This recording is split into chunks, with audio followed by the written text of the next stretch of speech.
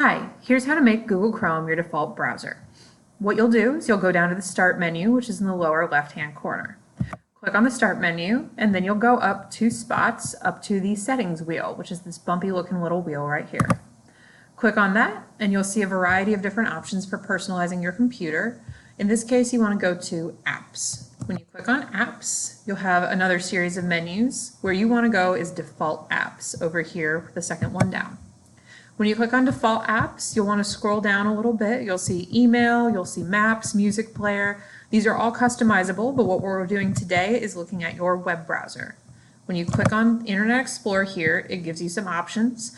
I recommend Google Chrome because it keeps you logged into Google for 24 hours, so you only have to log in once, and that way you have access to your classroom, your docs, your calendars, everything you would need.